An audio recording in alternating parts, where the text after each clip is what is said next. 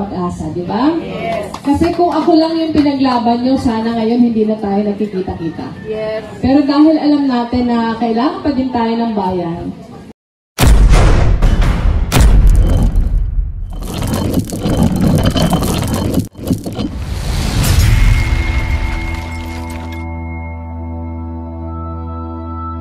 nandito pa din tayo. Excited po ako for what is to come.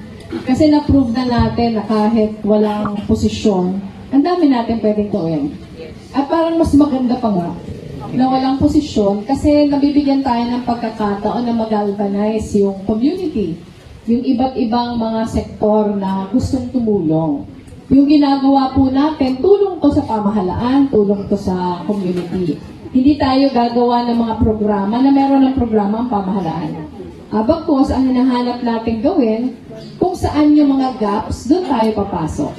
Kaya po natin ginagawa yung bayan ko, teacher ko, dahil yung mga dumaan na mga international assessments, pinakita na malaki yung problema natin pagdating sa primary education, lalong-lalo na sa reading. Diba? Ito pong modelo natin, tried and tested na. Kanina po nasa Siena College tayo. Winento ko na yung naging pilot po nito 2019 pa sa General Luna sa Quezon. Napakaganda ng results. Sinundan po sa Naga kung saan ako pa doon. Sa Naga po nasa 4th batch na tayo. Bawat batch ay 6 na eskwelahan yung nagpa-participate. Local DepEd mismo yung ating partner. Wow. Dahil po dumami yung mga estudyante pinapadala sa atin ng DepEd, nag-partner na tayo with tertiary education para may steady stream tayo ng mga volunteer tutors. Dito po maswerte tayo kasi sa umpisa pa lang, partner na natin yung Siena College. Kaya palakpakan natin yung Siena College. Mahalaga po ito dahil yung sustainability ng proyekto, talagang nakasalalay siya. Hindi lang sa community gustong tumulong, pero sa partnership with an institutional academic partner. Masayang-masaya ako kasi alam ko dito sa Taytay, hindi naman, siguro understatement ito, hindi naging madali dito nung panahon ng eleksyon. Pero meron mga taong kagaya nyo na handang lumangoy kontra sa agos para ipaglaban yung bayan natin. Pero siguro paalala lang, tapos na yung eleksyon. Huwag na natin tingnan yung mga kulay kasi hindi naman kulay yung pinaglaban natin. Ang pinaglaban natin, bayan. Kaya sana yung puso natin bukas para sa lahat. Kaya natuwa po ako kanina na sinabi sa opening natin na bukas tayo kahit hindi natin nakasama ng eleksyon. At dapat, dahil tapos na yung eleksyon, hindi na pinag-uusapan kung sino yung binotohan natin noong May. Kahit pa po kontra sa akin, dapat welcome tayo basta gustong tumulong. Kasi ang pinakasadya naman natin, pagkaisahin yung tunay na pagkakaisa ng community. Kasi ginagawa naman natin para sa kanila. Ang biro ko po kay Beth kanina, sobrang touched ako nung ginawa nyo. Dahil lahat na paraphernalia, inipon nyo para sa okasyon na to. Kasi parang nalilive natin yung mga mabubuting, parang magagandang pakiramdam na nadaanan natin ang eleksyon. Diba? Ako, aminin nyo man o hindi, kakaiba yung eleksyon na yun. Diba? Ang pinaka-prueba natin, talo na nga tayo, pero tayo pa yung pinakamasaya. Diba?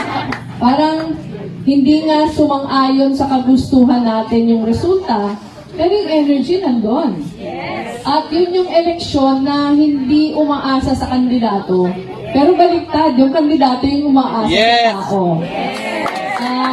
Pero yun nga yung sinasabi ko kanina, binibiro ko po si Beth.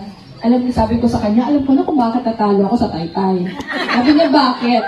Kasi mga tarpaulin, hindi nyo pinamigay. Sabi ni. Saka hindi nyo pinaserve yung mga t-shirt. Pero syempre, biro lang yun. Alam ko na ito yung pinagtatago-tago nyo ng mga souvenirs from the elections. Pero, di ba, ewan ko sa inyo kung sino yung mga active na during the last campaigns. Pero ang traditional na election kasi, kandidato yung nagpo-provide ng lahat. Pero ito, kanya-kanya. And nawala yung mayaman sa kamahirap. Kasi walang mahirap. Walang sobrang hirap na walang maiaambag. Diba? Parang yung traditional, yung mayayaman, yun yung hinihingian para makatulong sa eleksyon. Pero sa atin, hindi natin kailangan humingi. Kasi tao yung nagkukusa. Di ba yun yung pinapangarap natin na klase ng bayan? Ang pinapangarap natin na klase ng bayan na yung taong inspiradong tumulong. Hindi na siya kailangan pakiusapan pa. At yung tao walang hinihinging kapalit sa nakaupo.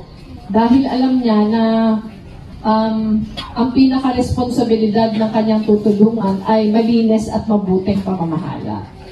Yun naman po yung nagbibigay sa amin ng inspirasyon na para sa amin, hindi ko talaga niregard na loss yung resulta ng eleksyon. Kasi ang daming milagrong nangyari during the elections. Yung nangyari po nung kampanya, so much more than what we dreamed of, so much more than what we prayed for, dahil tao talaga yung gumalaw. Marami yung imposible na nangyari ng eleksyon. At kung meron mang aral na napulo tayo doon, basta nagkakaisa tayo, walang imposible. Diba? Ngayon po, after the elections, laging may nagtatanong sa akin, ano na yung sunod? Senator! Parati ko pong sinasabi na, di ba na-prove natin ng eleksyon na hindi na tayo naghihintayan? Kung ano yung magagawa na natin, gawin na natin. Pero siguro ang isang caution ko din, minsan kasi nawawalan tayo ng energy pag naiisip natin insurmountable yung problema ng bayan. Di ba? Ang dami ng problema, nawala na ako ng pag-asa. Parati ko po sinasabi, huwag na natin isipin yung kabuuan na bayan. Ang isipin lang natin muna yung sarili nating bakuran. Kasi yung sarili nating bakuran, pag naayos natin yon, magbibigay yun ng inspirasyon sa iba. Halimbawa, dito sa Taytay, magsisimula na tayo ng Bayan Ko Teacher Ko program. Pwede tayong mangarap na dahil sa Bayan Ko Teacher Ko program, walang bata sa Taytay na mag-grade 4 na hindi pa nagbabasa. Yes. Para yung PISA report natin, hindi na ganun ka kapalpak. Di ba? Kasi nakailang PISA report na tayo, halos nasa bottom tayo. So, kahit yun na lang muna. Kahit yun na muna yung ambisyon natin, huwag na nating tingnan muna yung labas. Kasi paminsan, okay naman sana, noble naman na iniisip natin yung buong bansa. Pero pag inisip na kasi natin, ang daming problema eh. Diba? Tutok lang muna tayo sa isa. Tapos pag mas marami nang nahihikaya tumulong, saka na natin dagdagan yung tututukan. Marami po akong gustong pasalamatan. Isa kayo sa mga nakabisita na sa museum, di ba? Sino ba yung mga nakasama sa museum dati? Naalala ko, pagpunta nyo, may baon pa kayo ng Budbod. Budbod. Ng adobo, budbod, lugaw. kanin, Lugaw. may baon Bibingka. pa kayo. Yung mga ganun pong pagbisita, nakakaano po yun, nakaka-touch sa aming mga puso. Dahil, alam nyo, yung tradisyonal, ang talunan, hindi na pinapansin eh. Pero yun po yung pruweba na hindi kasi ako yung pinaglaban niyo, pero yung bayan, kaya nandyan pa din kayo. Hindi tayo natalo. So maraming mga grupo, yung mga kababaihan, yung mga muralists, syempre yung Bikers for Lenny. Yung Bikers for Lenny, sinabi ko sa kanila nung Saturday tayo, no? Yung launch ng Build Pilipinas, ang sabi ko sa kanila, grabe yung pasasalamat ko sa kanila kasi kung hindi nyo po nalalaman, sila talaga yung pinakaunang lumabas. Pinakaunang lumabas. Hindi pa ako nagdedesisyon, nandyan na sila. Hanggang ngayon, hindi pa din nawawalan ng inspirasyon. Iba-ibang grupo dito, sana yung maging aspiration ng kabalikat sa buhay, angat buhay, lahat. Sana yung maging aspiration, parang kayo yung pinaka-melting pot ng lahat ng mga organisasyon, ng lahat ng gustong tumulong sa community. Kasi di ba ang ganda pa ganon? Na hindi tayo naghihintay sa gobyerno, hindi din natin tinitingnan yung gobyerno kalaban, pero tinitingnan natin na tayong suporta sa gobyerno. Yun naman yung mabuti. Pag may eleksyon na, saka na lang ulit magkulay-kulay yan. Pero dahil wala pa namang eleksyon, trabaho muna tayo. Kasi yung tao naman po, marunong mag-appreciate kung ang ginagawa natin para sa eleksyon lang.